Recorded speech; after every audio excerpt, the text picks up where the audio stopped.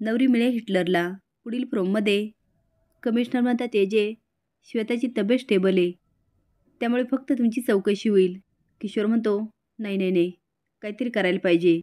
ही श्वेता बरी झाली ना तर एजे अडकणार नाही. काही करून अडकवायलाच पाहिजे. त्यासाठी एकच उपाय की श्वेताला बरं होऊ द्यायचं नाही. कमिशनर म्हणतात फक्त चौकशीसाठी पोलीस स्टेशनला चला आणि लगेच या. एजे म्हणतात ठीक आहे. किशोर म्हणतो बाबा मी हॉस्पिटलला जातो. त्या दोघी मायलिकींनी घरामध्ये खूप गोंधळ घातला. तिथे पण काय करतील ते सांगता येत नाही. एजे म्हणतो प्लीज. किशोर आता हॉस्पिटलला जातो आणि म्हणतो डॉक्टर श्वेताची तब्येत कशी आहे? ते म्हणतात अगदी ठीक आहे, काळजी करायचं काही कारण नाही. तर तुम्ही भेटू शकतो का? ते म्हणतात नाही, त्यांच्याजवळ त्यांची आई आहेत की. तर तो ठीक आहे. श्वेताची आई म्हणते काय ग श्वेता, तू तर खरंच विष पिली. आपलं तर फक्त नाटक करायचं ठरलं होतं ना, तुला विष प्यायची काय गरज होती? आता तुझ्या बाबांना कळालं तर ते आधीच कामात येत. तेवढ्यात किशोर येतो आणि म्हणतो काकू.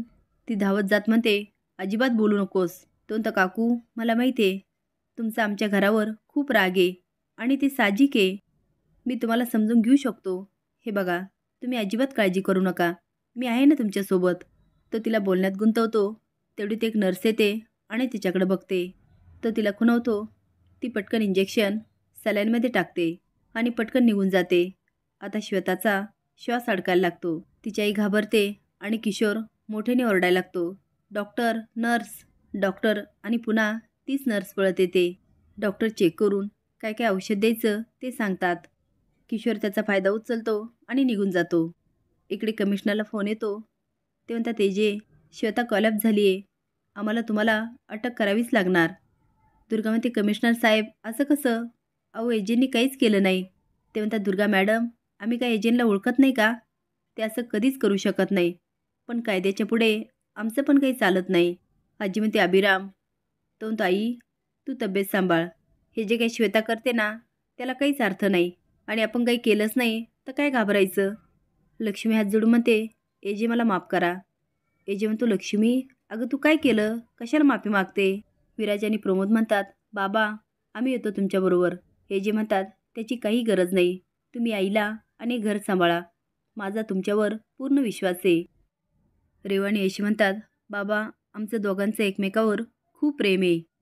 ते काहीच बोलत नाही.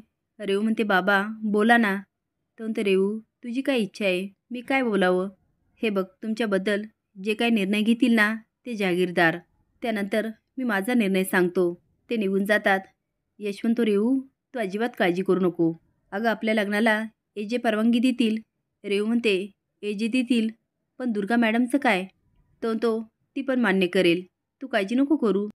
लीला झोपलेली असते आणि तिला स्वप्नामध्ये आतापर्यंत एजेने मंगळसूत्र काढलेलं आणि घालेपर्यंत सगळे क्षण आठवतात. आणि त्याचबरोबर कुणीतरी बाई मागून येते आणि त्यांच्या पाठीमध्ये सुराख उपसते. आता लीला मोठ्याने ओरडते एजे. ती देवापुढे जाते आणि म्हणते पार्टनर काय चाललं हे? प्लीज एकदा तरी एजंटचा फोन येऊ दे, मला बोलायचं आहे त्यांच्याशी. हे जे काही स्वप्न पडलं ना ते अजिबात चांगलं नाही.